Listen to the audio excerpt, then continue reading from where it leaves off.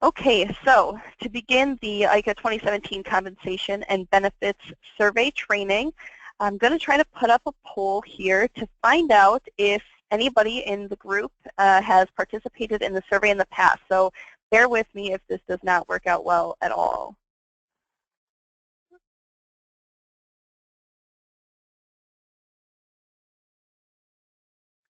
Okay.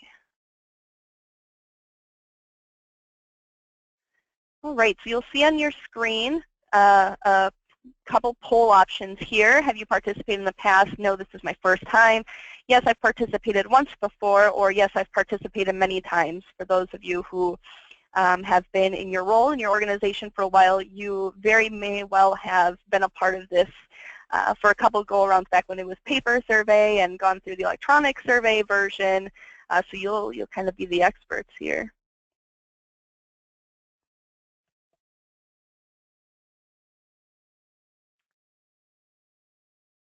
Okay, and it looks like everyone voted, so I'm going to close the polls, and hopefully I can show you the results. So far, so good, right?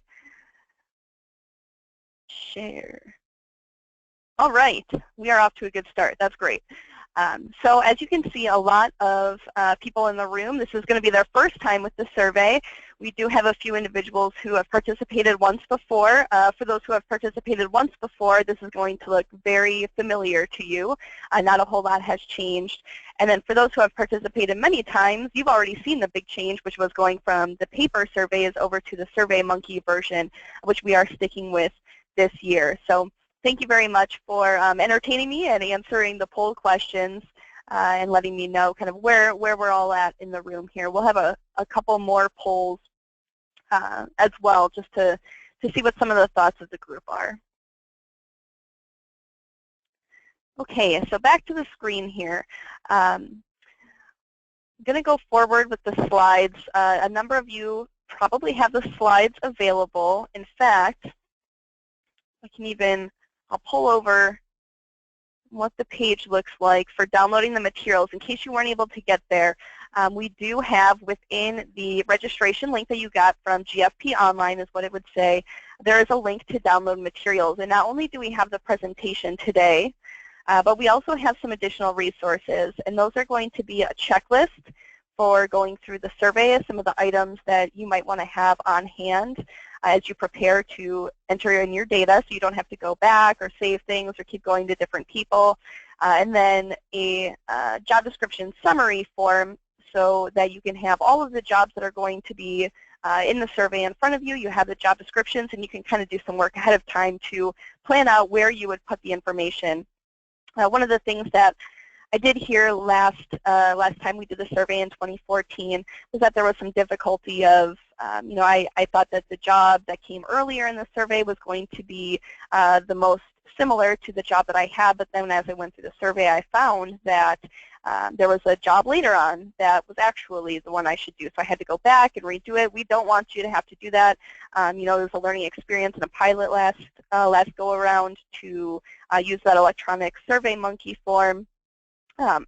We really are aiming for ease of use this time around because it's not an easy survey to go through. It's not extremely quick.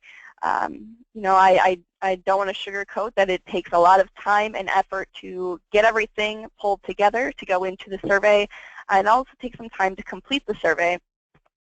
So one of the things that you will likely notice as I go through my slides here is that not on the one that you downloaded, but this morning I decided to make it a little bit more fun and a little bit more pain-free, and so every slide is going to have a picture of an adorable baby animal on it, because that helps everything, right? So our agenda today is to talk about the compensation system basics, and forgive me, my PowerPoint is going a little crazy here. The compensation system basics, what materials you're going to need, what's new in 2017 and new this year, some information for completing the survey. We'll kind of use that as a summary slide after we go through the tool, what we'll be doing with the results and what you can expect, and then have some of the time for the questions that you may have. Okay?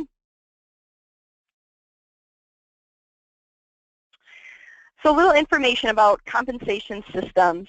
Of course, we have a number of regulations that we have to follow.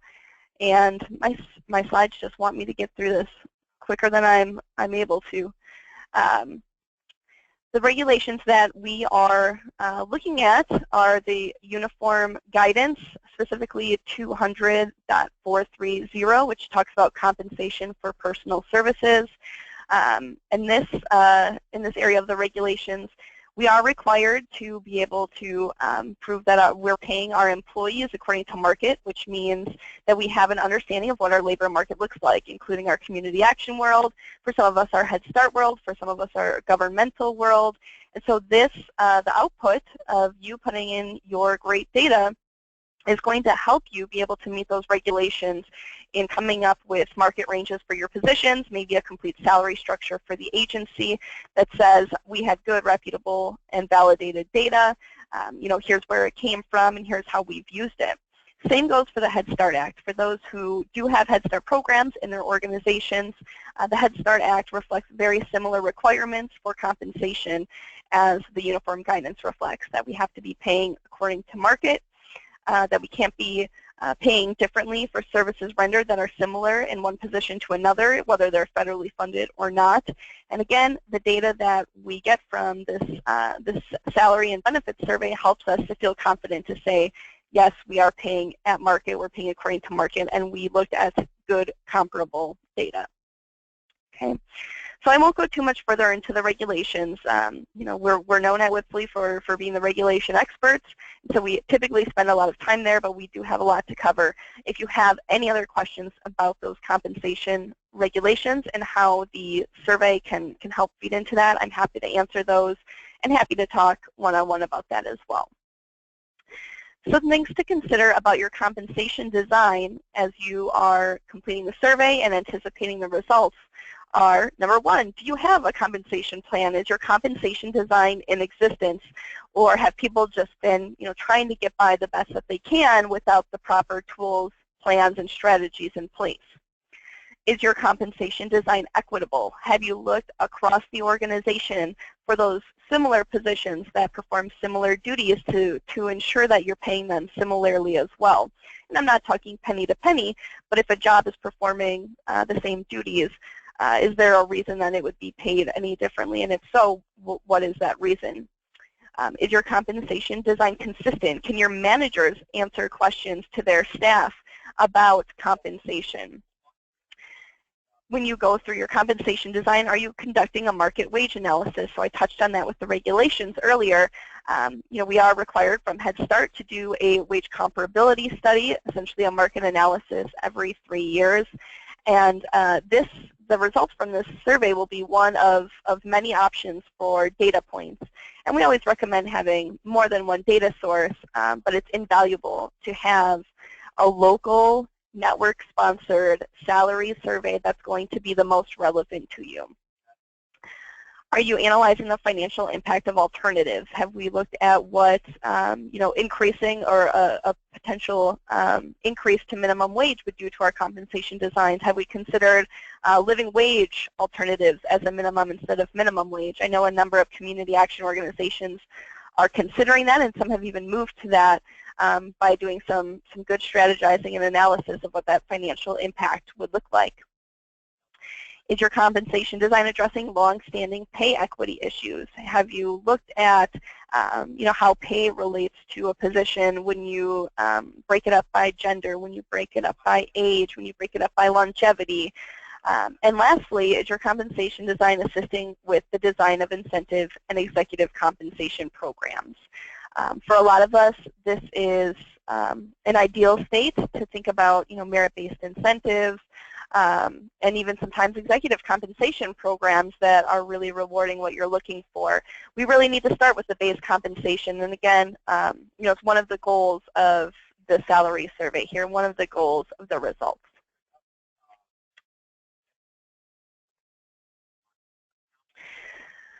So our materials checklist for the compensation section, I apologize, I'm not sure why it's switching to the next slide after I switch it over. For the survey itself, it's split into a compensation section, and it's also split into a benefits section. For the compensation section, some things that you're going to want to consider having on hand are job descriptions for all of your jobs, particularly those you may not be as familiar with. Salary ranges or grades, so a number of you have an official salary structure that you use to administer your compensation plan. That would be great to have on hand. Some of you have salary ranges or a step structure that you use. That would be great to have on hand as well. A salary grid with individual compensation information. This sounds fancier than it has to be. Simply, an Excel spreadsheet or, some kind of report that has individual compensation information by position. You don't necessarily have to have first and last names. We're not asking for names or anything along those lines, but to help you identify how many individuals are paid at the same rate in a position, how many individuals are paid at different rates in a position. This is going to be really helpful as you input the individual salary information into the survey. Having the exempt, non-exempt status on hand will help to answer a question for each position. It is asking if it's exempt or non-exempt. This is probably something that you've reviewed in depth over the last couple of months as we all anticipated the DOL changes, which have not come to fruition. So I'm sure this is something that is very familiar to all of you on the call right now. We'll want to know if it's a union or non-union status, so have that information at hand. We also ask about number of years with the agency, and so you'll see later on this is one of those new things in 2017. So we're going to want to understand for each position what are the fewest number of years that somebody has been with the agency in that position, and what are the most number of years that somebody has been in that position with the agency.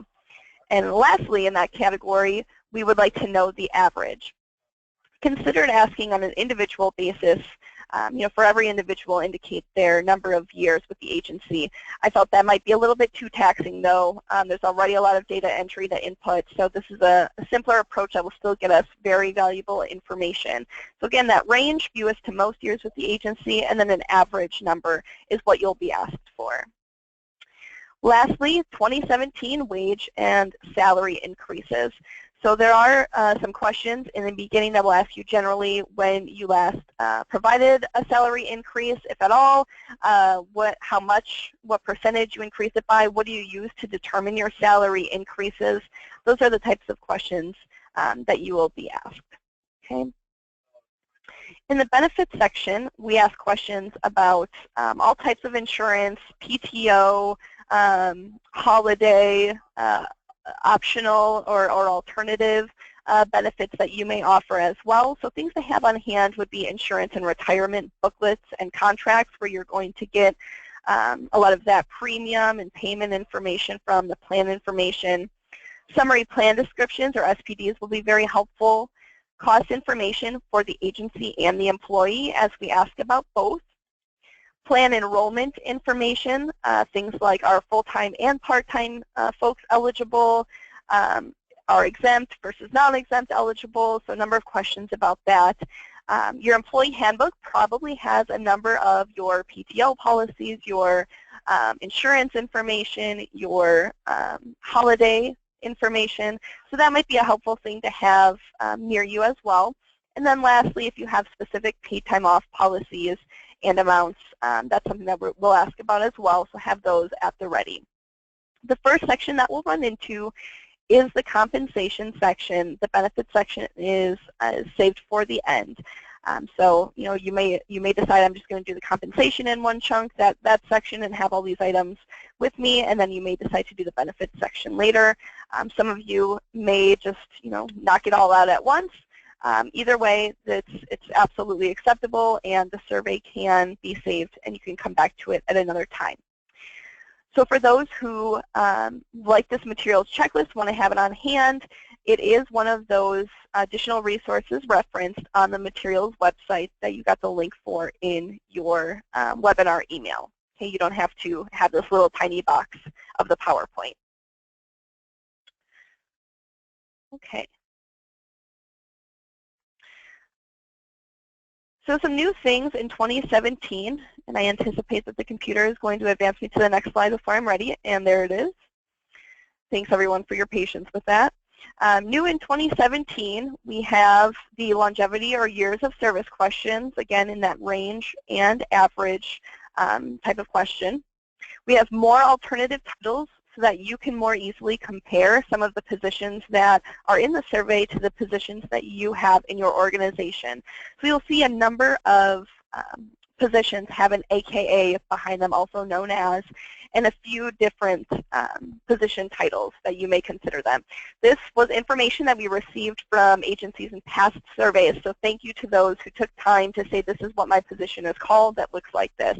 It really helps to keep improving and supplementing the survey tool as we move forward with it. Good news, less repetition, more application. So we have more cohesive grouping of positions. We don't have as many groups as we had in the past. So we took some time to go through and hear what you all had to say where you felt like you had to enter data twice, or you couldn't decide which position was closer to the position that you had in your organization.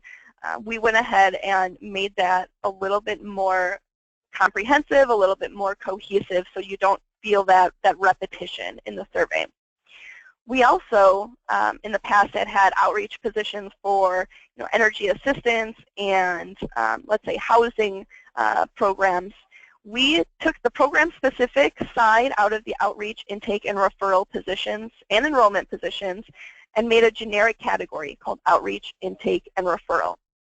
So if you have an outreach position in multiple programs, you can enter that position in this one area that's called outreach specialist, for example. It doesn't have to be a program-specific position.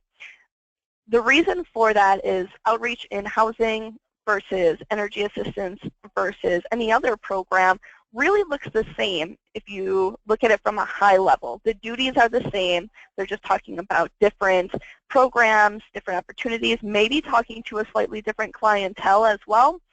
But when you take that type of position out to the market data for outreach, intake, enrollment, referral, all those positions looks the same no matter what program it's really operating in. So this will, again, help us to apply these positions to any program we may have them in instead of feeling like, darn, there's that outreach specialist and energy assistance, and I don't have an energy assistance program, but I really would have liked outreach data for this Head Start position that I created. Okay, so outreach, intake, and referral, more generic, not program specific.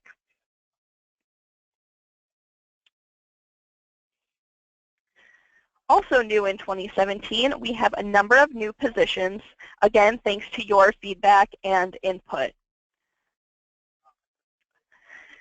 Some of these positions are bookkeeper, payroll clerk, enrollment specialist, energy assistance verifier, bus driver, education coordinator, family and child development assistant, Head Start assistant teacher, home visitor, senior programs coordinator, and senior services director. So these are all new positions to the survey tool itself.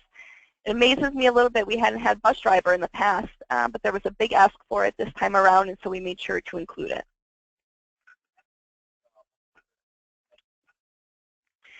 Okay, before I hop into the survey tool itself, I'm going to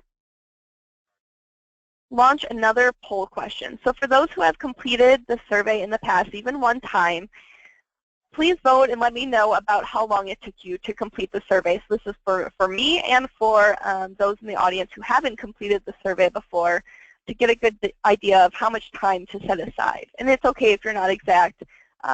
Try your best to remember that it was only 3 years ago.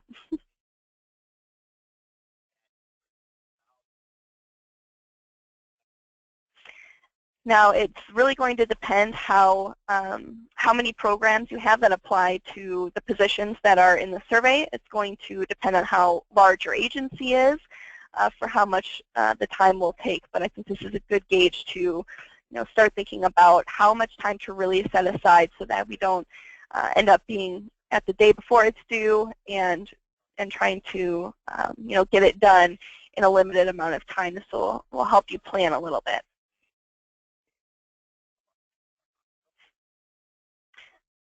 Okay, so I'm going to show the results here. So you can see that half of the individuals who voted said it took 4 hours or more.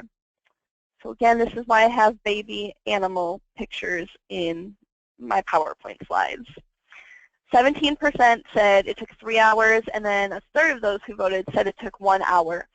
A lot of variation because we have very different sized organizations, and some that, again, you know, their positions aren't going to apply to every position that's listed in the survey. So maybe the larger your organization is and the more variety in programs, it's probably going to take you closer to that 3 or 4 hours plus time frame. So again, make sure to chunk out times in your day to attack it, so you don't sit and do 4 or 5 hours at once, unless that's how you want to approach it.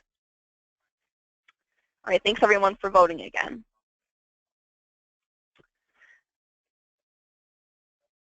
I'm going to pull over the survey instrument itself now so we can start to take a look at what the tool looks like. Okay. Now, it's okay that you can't read all of the information that's on the screen right now. Admittedly, it is a little, there's quite a few instructions and words up front. So first what we have is kind of a welcome letter, reintroducing the survey tool, letting you know that we have 41 common positions in the survey tool that should apply to most of your agencies. The survey covers typical program management, professional, and administrative jobs, and that, as always, we welcome your input on changes that would make the information more valuable for you, that would make the survey easier to use, positions that you want to see in the survey in the next go-around. All of that information is welcome at any time. There's a nice big next button at the bottom to advance you through the survey. This is a due date reminder. We have set the due date for March 15th. You can remember that easily as the Ides of March. So that will be in about 3 weeks or so. So you have 3 weeks to plan out completing the compensation and benefits survey. One thing I want to point out to you is, you know, we have the title of the survey at the top here in the blue. And then in the red, we have page titles. So every page has its own title. And this is more important to pay attention to than you may think at first. The red page title will introduce or remind you which program area you are answering for. Okay, so what group of positions? Is it administrative? Is that generic outreach and intake and referral positions? Is it housing related? Is it energy assistance or weatherization related?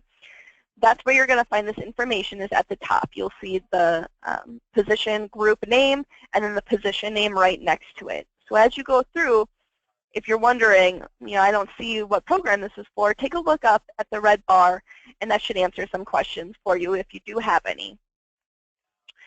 Okay, for those who are on the webinar, one of the things that you may walk away with is, I don't think I'm the right person to do this. I don't think I'm the person who should be filling this out. That's okay, that happens. Hopefully the webinar intro information helped to identify the best person. If you aren't the best person at the organization who should be filling this out, you can forward the email invitation you will receive to another person in the organization. It won't close out. The link is not just specific to you. So keep that in mind to forward it on as soon as you can so that they have plenty of time to complete it if that's what you find. Okay. A note again that you can complete the survey in segments. What you would do is just hit the next button on where you are and then close out of the survey. Something to note, though, is that you need to be using the same computer or device. Believe it or not, this can be done on a mobile phone or on a tablet, but I do not recommend it. I don't think the formatting is going to come out very well. I highly recommend using a computer. I don't think they've quite perfected the whole device survey tool formatting quite yet. So make sure your cookies are enabled and use the same computer if you're going to save and come back to it. Most of you will have the cookies enabled already, but if you wanted to play better safe than sorry, talk to your IT department or your IT folks and see if they can help you out with the cookies being enabled. Okay, we have an instruction page then. You are welcome and encouraged to print this instruction page out. In fact, you can print out any page of the survey that you're looking at. So if you want to have it easily accessible, because otherwise you will have to go back and hit that back button or previous button to get back to this instructions page, please feel free to print it.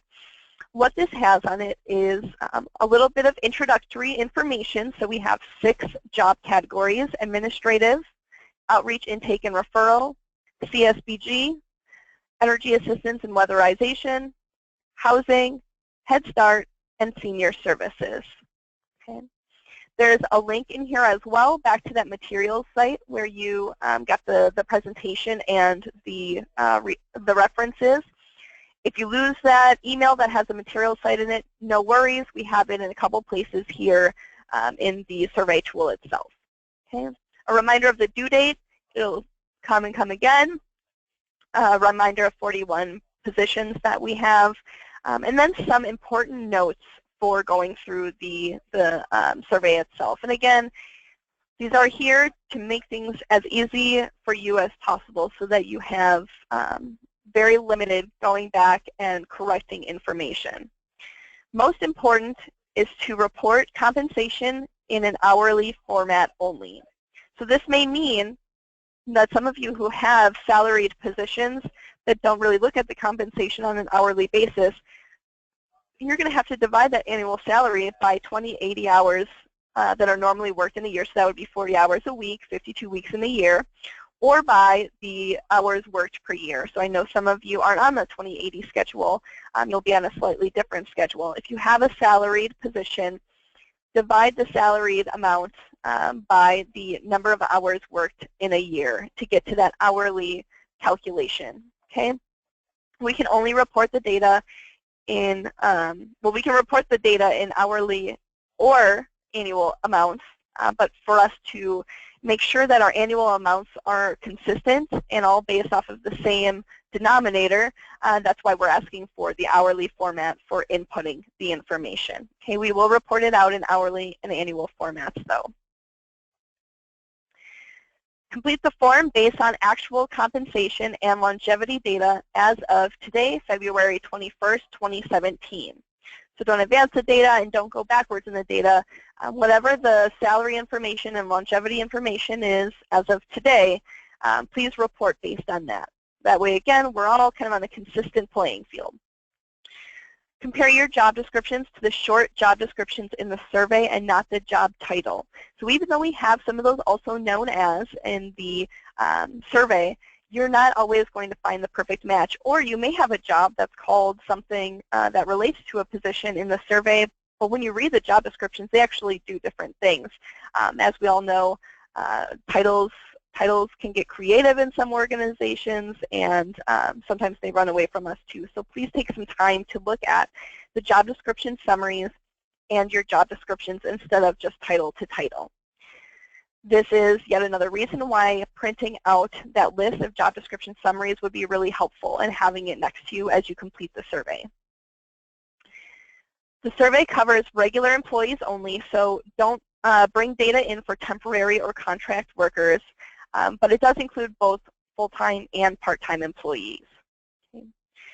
In the survey, you have an opportunity to indicate how closely your job matches our description. So there's a, very close, pretty close, and not close at all. There's also a spot to say, these are some of the things that are different. So it's up to you to decide if you feel like it matches closely enough where you want to put your data into the survey. Okay. We do use, as you heard, this information to refine descriptions in the future. So most of the job description summaries for those who have taken the survey in the past have been updated or have changed in some way. And for those of you who have taken the survey in the past and are familiar with Head Start, we have some new performance standard requirements in terms of qualifications. So those have also been brought into the job description summaries where qualifications were important to point out.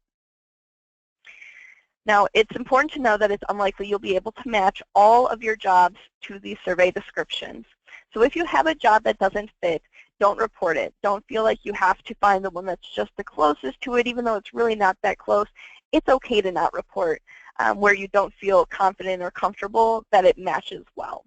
And if you don't have a job that fits or matches anything in there, this is an opportunity to remember at the end of the survey, I can say or suggest some jobs to be considered for the next time we have the survey. Okay.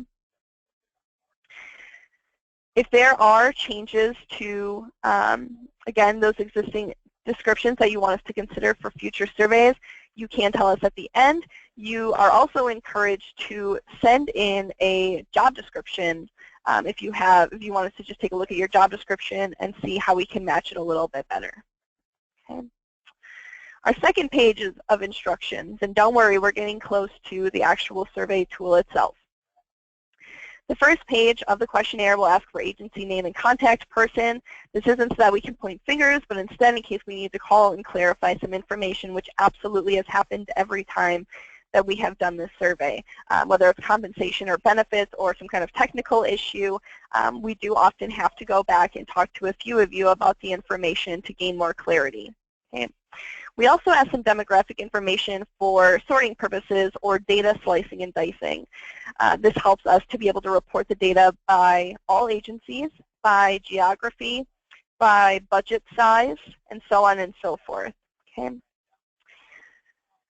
For the pages after the demographics, that first page, you're going to automatically be in the individual job information.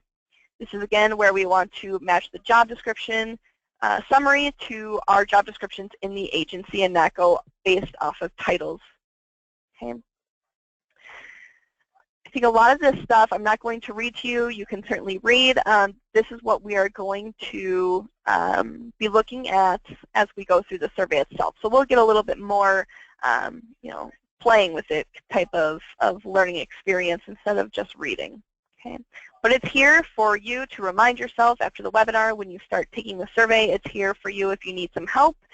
It's here for you if you need to show individuals what information you need so you can collect it from a number of places as well.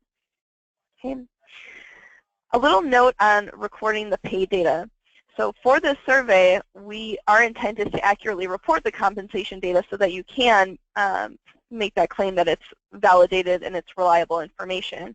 So for us to be statistically accurate, we need to collect individual pay rates for each employee. Some of you may have been thinking, oh, why the heck do I have to enter in pay rates for every employee that I have? And some of you who have already taken it may be thinking that as well, instead of, let's say, an average. This helps us to build, again, that statistically accurate information by providing the 25th, 50th, and 75th percentile statistics, as well as weighted averages. So we aren't taking averages of averages, which starts becoming a mess and really makes the data not as validated. The integrity of the data is lost as you keep taking averages of averages. So that's why we do ask for a little bit more diligence and a little bit more time in data entry for those individual pay rates. Now you'll see the survey is set up so that you can record multiple numbers of employees who have the same rate of pay on one line. So let's say you have 10 employees who are at $15 an hour. You can put all of those on one line. You don't have to enter them in separately. So as we go through the individual pay forms, we'll take a look at that.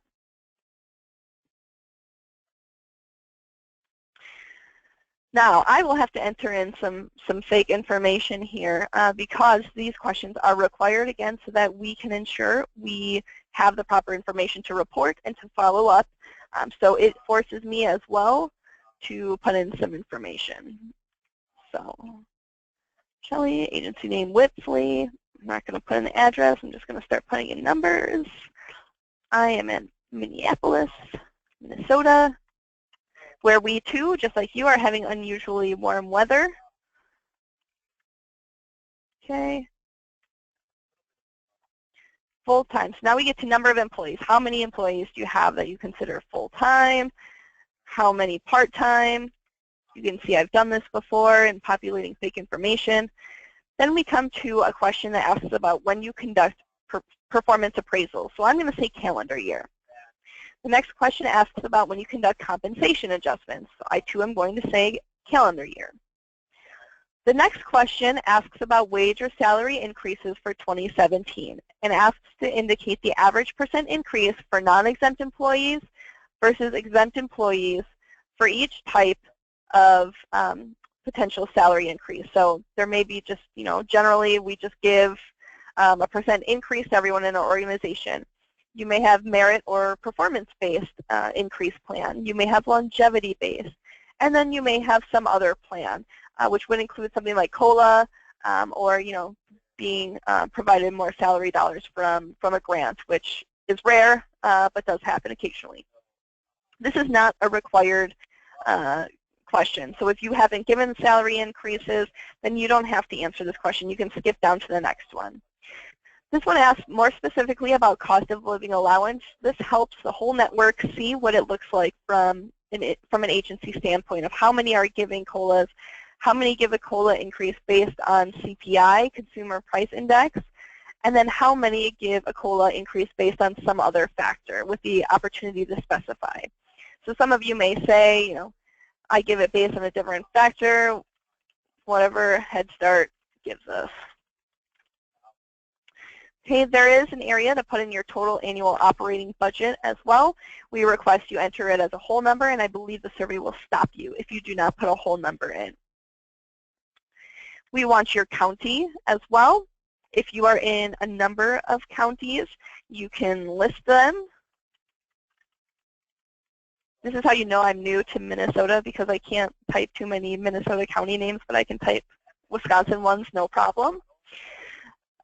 And then indicate your population. So you may serve a number of different types of populations. You can select as many as you need to here. That is the demographic information that you're going to have to fill out. So, pretty simple, nothing you probably haven't answered before. Yeah, I already didn't answer the question right. Okay, so now we are at the introduction page for the individual positions themselves. Okay, so again, a little bit more information here about what position groupings we have, the link once again to the job description summaries, and some other reminders that we have certainly talked about before, as well as my contact information. Okay, the contact information is there as well if you have any questions, but as well in case you have more than 40 employees with differing pay rates and you need to send in a large spreadsheet or print out a list of pay rates. There's some instructions here on how to take care of that. Last time around, we did not run into that problem. So hopefully having 40 areas where you can put in multiple employees will help to alleviate that problem. For every position, reminder up here, right, the red, we have our position category or job category, and then our position name itself.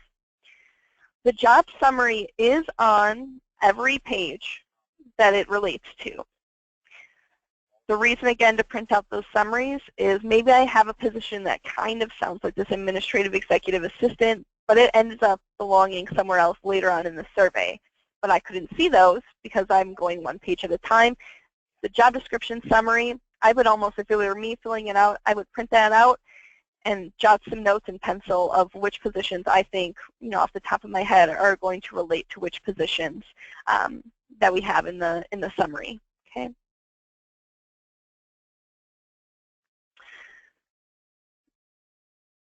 Okay.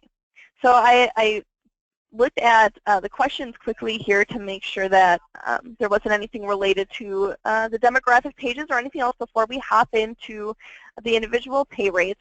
Somebody asked, will we be able to print out the survey prior to entering the data so that we can prepare our data for entry? You certainly can, and I can provide a PDF version of it. My warning to you is that the printed PDF version of the survey is not as pretty as the online survey. So I know you're not going to sit and fill it out on the paper survey, and yet you really want it for information gathering purposes, and so we can certainly provide that. It's just my word of caution that it doesn't line up or look quite as nice. So I'll get that into PDF and make sure that's available for you, probably through Michelle or the IACAA website. Okay, keep the questions coming along. So our first position is administrative or executive assistant. We have our job description summary here. And then the question, does your agency have a similar position to that summarized above? If your answer is no, you click no and hit next. And it brings you on over to the next position, which is Assistant Executive Director / Deputy Director. Okay. So as you have no, there's logic built into the survey that you don't have to click by every single page. It really will only bring you to the detail of the position if you have that position and you indicate yes. So I'm going to go back and say yes, I actually do have an administrative or executive assistant in my organization. We are reminded of the job description summary. It's still at the top. There's a place for our job title for this position. So we'll say administrative assistant. This job is non-union. This job is not exempt from overtime. Here's that degree of match question. So our job has roles and responsibilities that represent less than this job description, a very close match to this job description, or more than this job description. I will say a very close match to this job description, but if you felt like it was less or more than the job description, you have an opportunity, you're not required, but you have an opportunity to indicate any changes to the existing summary description you would like us to consider for future surveys. Okay. You can just jot down notes here. It doesn't have to be anything perfect. Next is the longevity question. Please complete the following information regarding years of service with the agency in this position. Consider current incumbent information only, right? So we only want to look at those who are in the position right now. Maybe I have someone who's pretty new. They've been in for, it says fewest number of years, but we may run into, people being there for 6 months. So we'll put 6 months in here. Largest number of years, we've had an administrative assistant for, 10 years. And then average number of years, you probably have more than 2 administrative assistants, so let's say the average number of years is 6 years. Okay. Pay range for this job. This is also not a required field. The reason for that is that I know that not everybody has pay ranges for every job. So if you happen to have pay ranges, even if you only have a minimum and maximum, that's okay too. Still enter in the information. So our minimum for this job is $11.50. Our maximum for the job is $15. Our midpoint is $12.75. This is how you know I'm not an accountant. Then we get to the good part. So this is the compensation data that we need hourly. For the next section, please enter the number of people at each pay rate per hour. Note, you can record multiple numbers of employees who have the same rate of pay, as well as individual pay data for single incumbent jobs, like the executive director, for example, or for multiple pay rates for the same job. So what does this mean? This may mean I have 5 of my administrative assistants that are currently making $12 an hour. I have 1 administrative assistant, that 6-month one, who's making $11.25. Okay. I have 4 others that are making $15 an hour. They've had longevity increases, so they're at the maximum of the range. Okay. So I will pause there in case there are any questions or any red flags of, whoa, whoa, whoa, we don't understand, or any questions that you might have about this.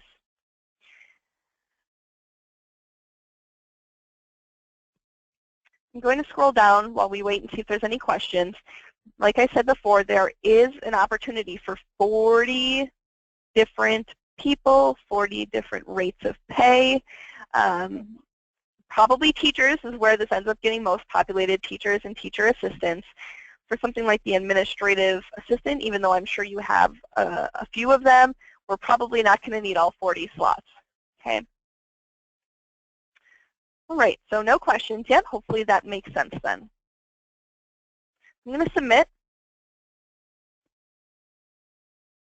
And I did do something wrong. Decimal percentages and non-numeric characters are not accepted. So that means, this is a good test, that I have to go back quickly and make that change.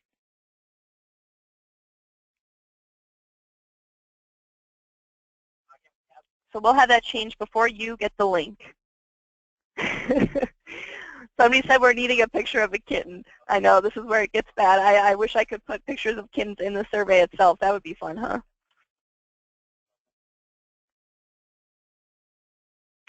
Okay, so that's it. You know, it looks rougher than it is, and when you get to teachers, it's probably as rough as it looks, or any of those incredibly populated positions. That's really where the time comes in. So I'll go through and just say, you know, a couple other ones. No, we don't have this position. Bookkeeper, this is one of those new positions. No, we don't have that either. Quick note, fiscal assistant and accounting clerk, as also known as. I'm sure that there are plenty of other titles in the network too that this type of position goes by. I'm going to say yes for executive director for the simple fact that here, these questions of longevity, right? Fewest number of years, largest number of years, average number of years, well, that's going to be the same for all of them, right? So you can just choose which one you put in. It's not a required question, so you won't be stopped if you don't put something in. So you can just choose to say, well, my executive director has been here for 20 years, so we'll just put it in the first box and move on. I'll be able to figure that out. The compensation data section is much shorter. Now, there's room for 2 people because, believe it or not, I have a client that has co-executive directors. I don't think that's many or any of you in the network in Illinois, but it happens. So I left a couple of blanks in there, but you don't have to be confronted with the giant list, at least for some of these positions, director-level positions that should only have 1, maybe 2, maybe 3 incumbents in them. Okay. That is the compensation information. So again, we have 41 positions. You can breeze through them pretty quickly, though, if you have that job summary printed out ahead of time and kind of make your plan. Okay. So you'll be able to go through pretty quick. If you don't have a whole program, you're going to say no to a lot of them.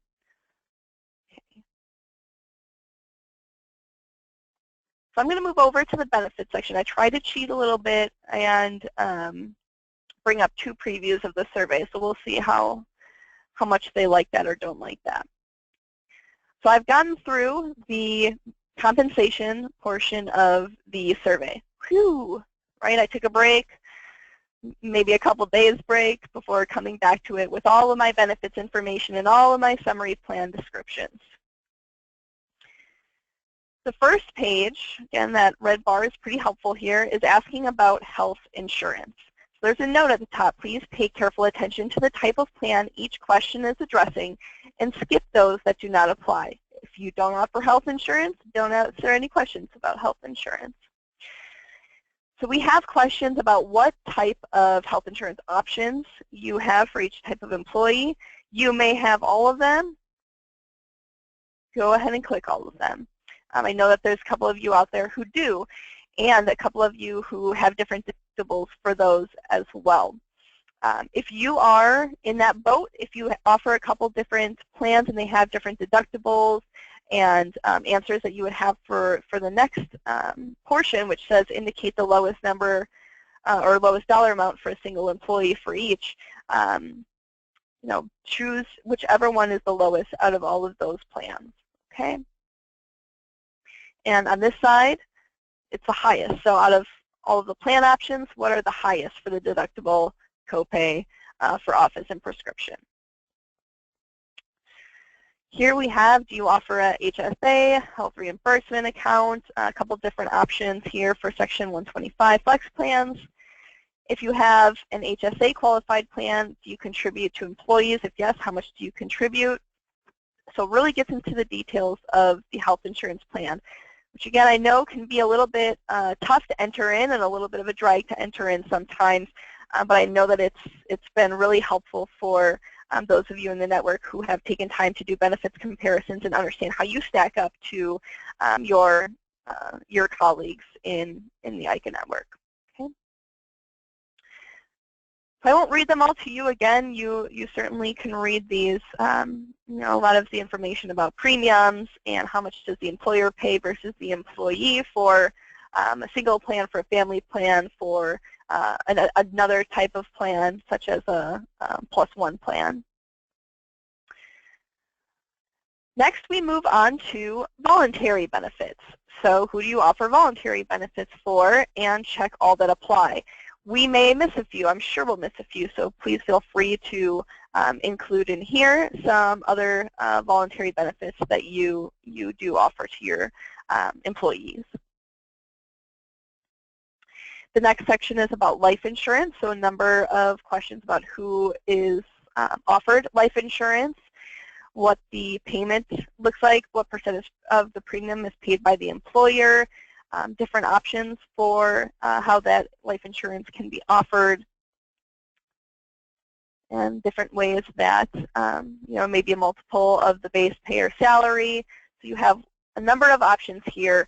Hopefully it will address everyone's health insurance plans that they have. It's becoming tougher and tougher as we go through benefits changes to be able to find a consistent way to ask the questions that applies to everybody in the group. I know pretty much everyone on this call probably knows how unique that health insurance and even life insurance and other benefits atmosphere is. Trying to compare those are becoming tougher and tougher.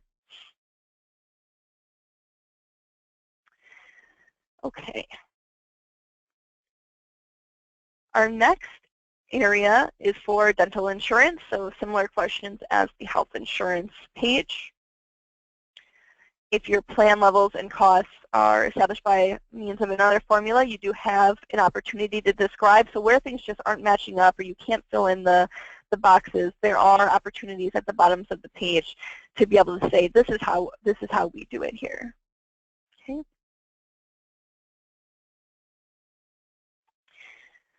For vision insurance, okay, so we have vision insurance at the top. Very similar types of questions again. Percent of premium employer pays, percent of premium employee pays, different costs, and then if there's something that's a little bit different, put it in the box at the bottom.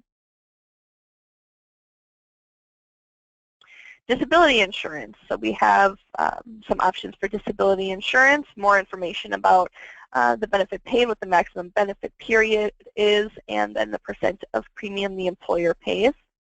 And that's for both short-term, long-term disability.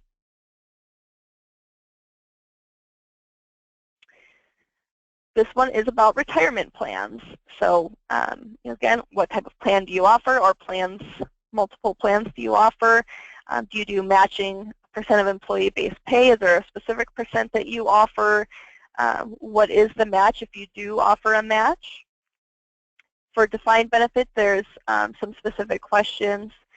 And then what benefits are available to folks who are already retired? So always an interesting question, as organizations, I think, largely are moving away from this, partially because we have a big population of folks who have been and are planning for retirement, and the costs may be too high to maintain. But it is interesting to see, from an agency perspective, who offers benefits to their retirees, to their retiree dependents, or who is not able to offer those benefits. Then we get to paid time off. You get a little screen break, right? Just a little screen now.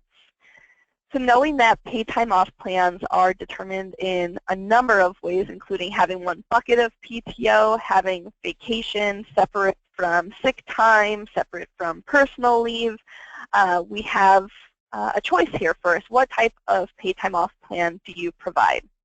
And this is for full-time employees only. We have a drop-down here, so we have a traditional non-PTO plan.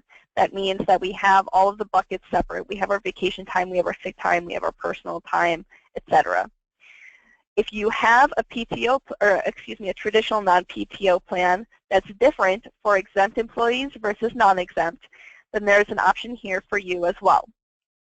If you have a PTO plan that includes holidays, then the middle section is for you, and again, the different for exempt versus non-exempt.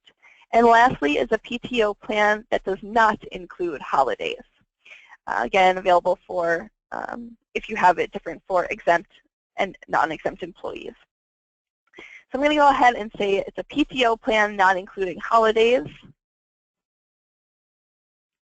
We have some PTO specific questions. So a reminder at the top to make sure that the correct drop-down was selected so you can go back instead of entering the information and realizing at the end, oh darn. You indicated you administer a PTO plan that does not include holidays in the previous question. Provide information for full-time employees only. So is it accrued or is it lump sum? How many paid days off, not including holidays, do you provide to full-time employees per year? And so you have the categories of after 1 year, 5 years, 10 years, 15 years, 20 years. Realizing some of you may even split up at, let's say, the 3rd year, you'll have to bucket that into the after 5 years category. So the boxes are a little bit limiting for the variations of plans that can be out there. That's also something I'd be interested in hearing in the feedback at the end of the survey. If you felt like there should be more categories or more options for the PTO or any other area of the benefits survey, take a note while you're going through the survey and then enter it at the end. And again, it just helps us to improve for the next time, which will be in 2020, which is very strange to think about. How many paid holidays do you provide to full-time employees per year? So you get to answer that question as well. The next page we get to, you can watch your progress bar at the top, right? 98%, almost there. Whew. This question applies to agencies with all types of PTO plans, all types of paid time off plans. So check all holidays your agency is closed. You have one column for the agency is closed on these holidays, and one column for these are paid holidays at the agency. So some organizations will have off or close their offices on the holidays, but they are not expected paid holidays. Okay, so choose those that apply. Okay. A number of you probably would not have been able to be here if it was President's Day, if we had this yesterday. And here's where we get to our comments and suggestions page. Here we can put in any other positions you would like considered for the next survey. If you can provide a short job summary, if you can kind of copy and paste the job summary from your job description, that helps us a ton. If you just want to send in your job description, you are welcome to email that to me.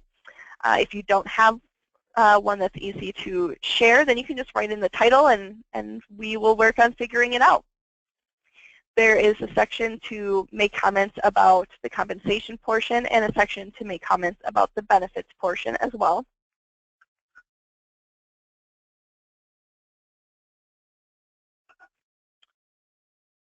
You don't have to if you don't have any comments. And then we're done. And then we get to our thank you page, which does remind us, you'll see this in a little bit with when we bring back the cute baby animal pictures, that your participation and contributions are really all that we can have to ensure reliable and valid data that you can bring into your own compensation studies. The results will be presented at the association conference in May of 2017. So if you haven't met me before, I don't have to only be a voice. I will be there in person talking about the results of the survey and talking about compensation and wage comparability studies from a more general standpoint as well. So kind of how to use this information and data. The results are of course free of charge because they're part of your membership dues. And my contact information is there as well in case you have any parting thoughts, in case you need to go back or have any other types of questions. But that is how you will know that you are done. So we have a question about benefits that came in here. Give me a second here to read it. Union and non-union positions. Benefits are negotiated for union workers. These have different enrollment periods and costs than the non-union employees. That must be fun for you. Will there be a way to put information for each group in the survey, or is there only one set of benefit questions? There is only the one set in there. It was followed up with the plans are the same, but when you get enrolled and the cost of the employee are different. You know, it's what you may consider this sad. I don't recall if there are questions about when they can enroll. I know there's a question about who can enroll, but I'm not sure that we ask about when they get enrolled. So that won't be an issue. However, the cost to the employee, that will be a little bit of an issue looking at that. So why don't we work one-on-one with each other to be able to have the data. I'll just get some raw data from you and supplement your survey when you turn it in. So the best approach would probably be, why don't you go with, choose one, union or non-union, when you go through the electronic survey, and then I'll be able to work with you on the other category for what that data would look like. Okay, so a little bit more individualistic approach. Another question was, will we be able to print out our answers once the survey is completed? That's a great question, too. I don't think the tool gives you that functionality unless you wanted to print every page that you complete one by one, which I am going to make a guess that you do not want to do that. What I can do, though, is if you want that information printed out, I can find a way to at least give you the raw data. The raw data will not be pretty, so I guess we can all commiserate together that with it, even though it's electronic, and that does help a ton, I think, for you guys and for me in calculating the results. The way the raw data gets output, because it has all those individual lines, is messy. So it takes a lot of time and effort to clean it up and make it into nice charts that then eventually come into the final report. So I would be happy to provide you with that. I just like to give the disclaimer that it's not going to be the most user-friendly. If there are particular pages after you enter it in that you think this is going to be really useful, I might need this again, of course you can print out any page as you fill it out. And I'll keep working to see if we can get individualized results printed out that aren't in that quite as ugly raw form. SurveyMonkey has come a long way in terms of results analysis, and I believe there may be a feature where you can look at an individual's responses and print it out in a nicer looking way. So I'll look into that. It's a good question. Okay, keep the questions coming along. A couple more slides with the PowerPoint. I'm going to have the survey kind of up in the background still. I won't close it out. If there's something in particular that you wanted to look at again or have me re-explain, then I would be happy to do that. Though, while we're sitting on this nice thank you page, let's do a third poll. This will make a lot of sense to some of you and no sense at all to others. For your participation, would you like a Whipley squishy toy? So if you've been to a Whipley training, somebody's already instantly, yes, definitely. If you've been to a Whipley training, or if people in your office and your organization have been there, you will have seen cows and buses and pencils and coffee mugs and little paws that are like stress balls, but they're in fun shapes that Whipley gives out at their trainings. So if you would like one of those for your participation, this is a good way for me to gauge. And maybe I'll be really mean and only reward the agencies that brought attendees to the kickoff. That might be too mean, especially since they'll listen to this recording. Oops. It looks like almost everyone would like to have a squishy, but some people would prefer kittens, which I absolutely understand as well. So we will do that as a participation incentive. If you participate, we will send you a Whipley squishy. And I'll even try to contact each of you individually to find out which one you need to complete your collection.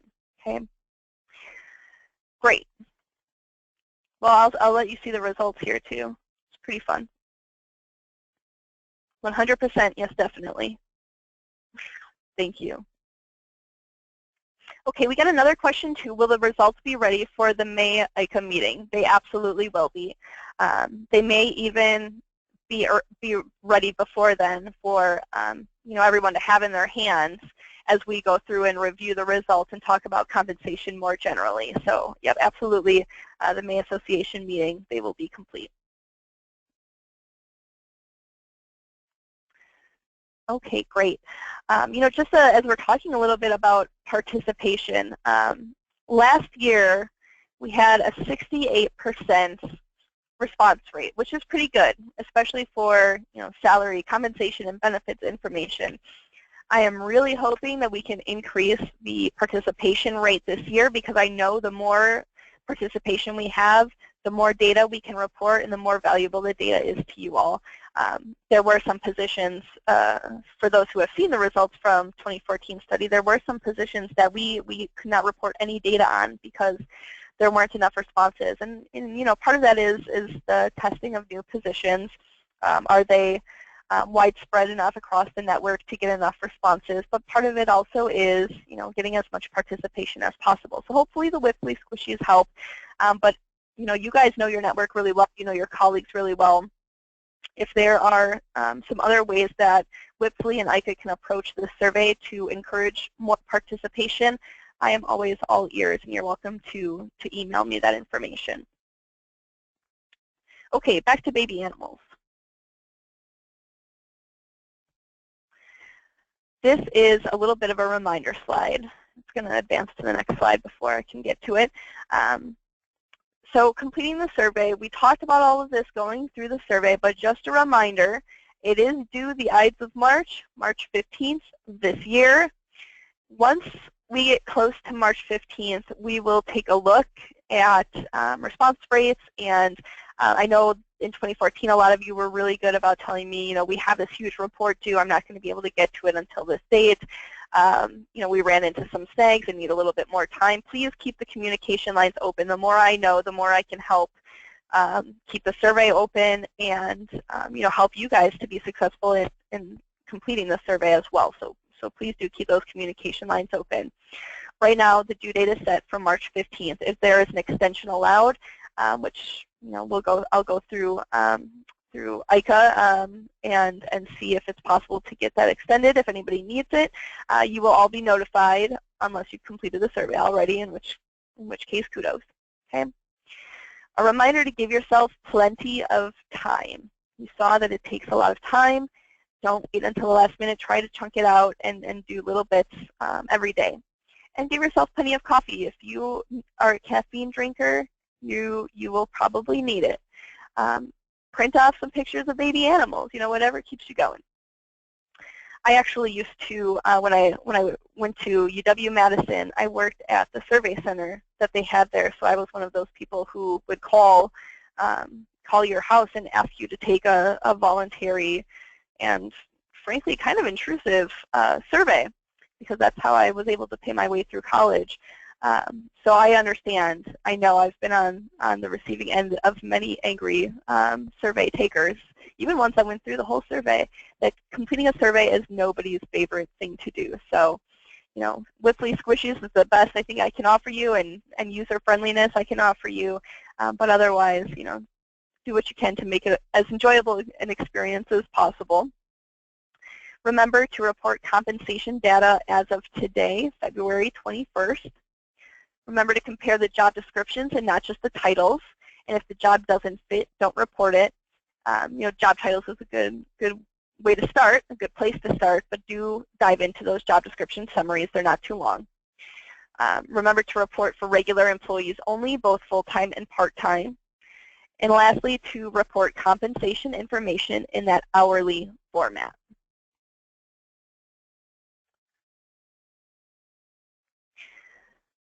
Again, on the results here quick, they are only as good as the data that you provide, right?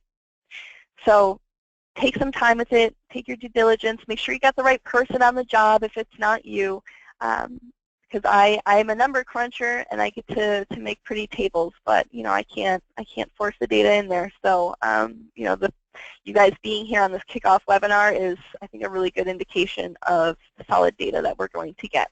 So I'm excited. It will be presented in May 2017 at the association conference along with some more compensation information. It is free of charge. You can use it in your wage comparability study. In fact, after the 2014 one was published, I worked with one of your organizations and conducted a wage comparability study for the entire agency and was able to use not only a national Head Start survey that does break down by region but doesn't get state specific or certainly not Illinois geography specific.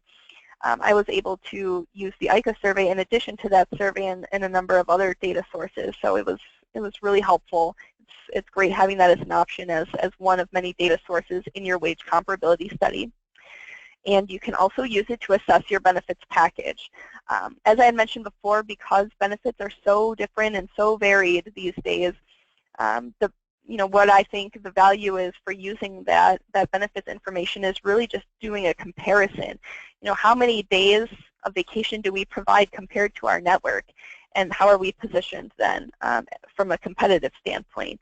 Do we need to be offering more to our employees? Are we offering way too much to our employees? So it might not tell you all of the answers or to have this percentage of your payroll allocated to benefits, but it's a great place to do that benefits comparison. I'm ending a little bit early. I left about 15 minutes for questions here. So if you have additional questions, please feel free to send them in now. I like this picture. I think it's adorable. It's amazing what Google can do for you.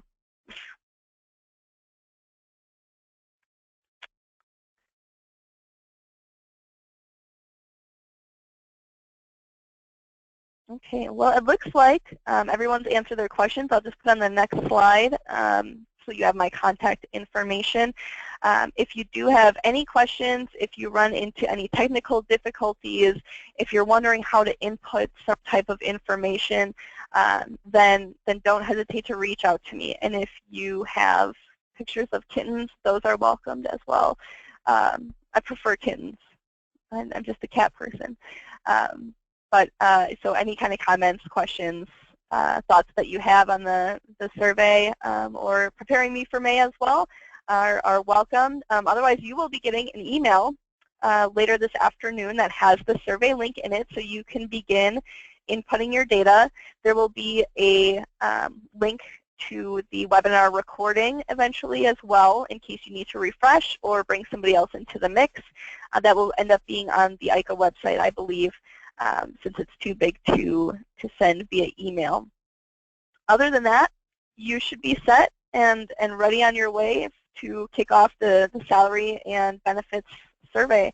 Thank you so much for taking some time out to take a look at the tool and get prepared. I really appreciate it. I think you'll be the people who are best set to answer those questions. And again, if you have any questions that do come up, don't hesitate to reach out.